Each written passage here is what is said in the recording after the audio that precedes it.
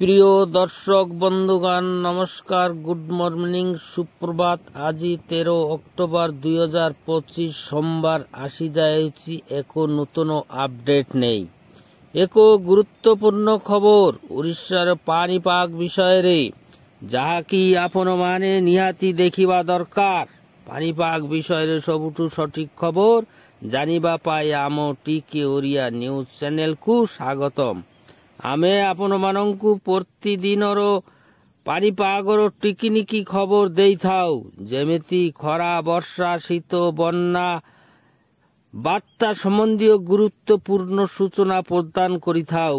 ସମୟ ପୂର୍ବରୁ ପାଣିପାଗ ବିଷୟରେ ଏବଂ ପ୍ରତିଦିନ ସକାଳେ ଖବର ପ୍ରସାରଣ କରାଯାଇଥାଏ, ଯେମିତି ଆପଣମାନେ ସମସ୍ତେ ସୁରକ୍ଷିତ ରହିପାରିବେ।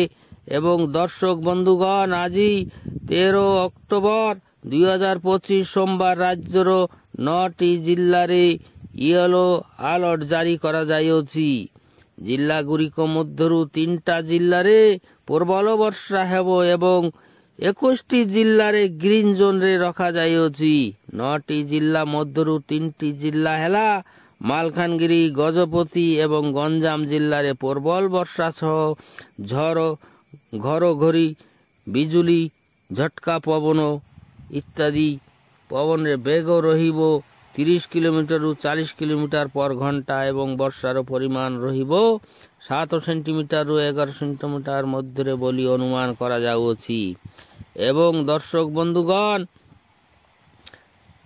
ମୁଖ୍ୟ ଭାବରେ 21ଟି ଜିଲ୍ଲାରେ ପାଗ ଶୁଖିଲା ରହିବ, ମେଘୁଆ ପାଗ ରହିବ। ଜିଲ୍ଲାଗୁଡ଼ିକ ସକାଳୁ ସକାଳୁ କୁହୁଡ଼ି ଦେଖିବାକୁ ମିଳୁଅଛି ଏବଂ ଶୀତର ଅନୁଭବ ହେଉଅଛି। ଦର୍ଶକ ବନ୍ଧୁଗଣ, ଯଥାଶୀଘ୍ର ଏହି ଜିଲ୍ଲାରୁ ମୌସୁମୀ ବିଦାୟ ନେବ ବୋଲି ଅନୁମାନ କରାଯାଉଅଛି।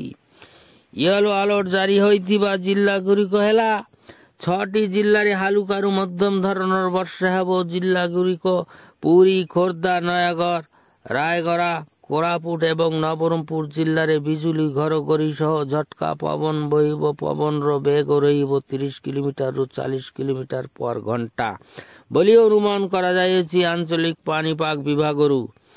ଦର୍ଶକ ବନ୍ଧୁଗଣ, ବଙ୍ଗୋପସାଗରରେ ଗୋଟିଏ ଘୂର୍ଣ୍ଣିବଳୟ ସୃଷ୍ଟି ହୋଇଛି, ଦାନା ବାନ୍ଧିବା ଆରମ୍ଭ କରିଛି। କାଲି ପୂଜା ଦୀପାବଳିରେ କେତେକ ରାଜ୍ୟ ଏବଂ ଜିଲ୍ଲାରେ ଏହି ଘୂର୍ଣ୍ଣିବଳୟର ପ୍ରଭାବ ପଡ଼ିବ ଏବଂ ଦକ୍ଷିଣ ଭାରତ ଉପରେ ଏହାର ପ୍ରଭାବ ସିଧା ବେଶୀ ପଡ଼ିବ ବୋଲି ଅନୁମାନ କରାଯାଉଅଛି। କିନ୍ତୁ ଚାଷୀ ଭାଇମାନଙ୍କୁ ଭାରି ବିପଦ। ଧାନ କଟା ଏବଂ ଭୁଟ୍ଟା ଅମଳ କରିବାର ବେଶୀ ଅସୁବିଧା। ଦୀପାବଳି ପୂଜାରେ ବର୍ଷା ଲାଗି ରହିବ ବୋଲି ପୂଜା ପୂର୍ବ ଅନୁମାନ କରାଯାଉଅଛି। 22, 23, 24 ତାରିଖରେ ପ୍ରବଳ ଝଡ଼, ବର୍ଷା, ପବନ ବହିବ, ବିଜୁଳି, ଘଡ଼ଘଡ଼ି ମଧ୍ୟ ହେବ। ଦର୍ଶକ ବନ୍ଧୁଗଣ, 21ଟି ଜିଲ୍ଲାକୁ ଗ୍ରୀନ୍ ଜୋନ୍ରେ ରଖୁଥିବା ଜିଲ୍ଲାଗୁଡ଼ିକ ହେଲା କାଲାହାଣ୍ଡି, କନ୍ଧମାଳ, ନୂଆପଡ଼ା, ବଲାଙ୍ଗୀର, ବୌଦ୍ଧ, ସୋନପୁର, ବରଗଡ଼, ସମ୍ବଲପୁର, ଝାରସୁଗୁଡ଼ା, ସୁନ୍ଦରଗଡ଼, ଦେଓଗଡ଼, ବାଲେଶ୍ୱର, ଭଦ୍ରକ, ଯାଜପୁର, କେନ୍ଦ୍ରାପଡ଼ା, ଜଗତସିଂହପୁର, କଟକ, ଢେଙ୍କାନାଳ, ଅନୁଗୁଳ, କେନ୍ଦୁଝର ଏବଂ ମୟୂରଭଞ୍ଜ ଜିଲ୍ଲାରେ ମୁଖ୍ୟତଃ ଭାବରେ ପାଗ ଶୁଖିଲା ରହିବ।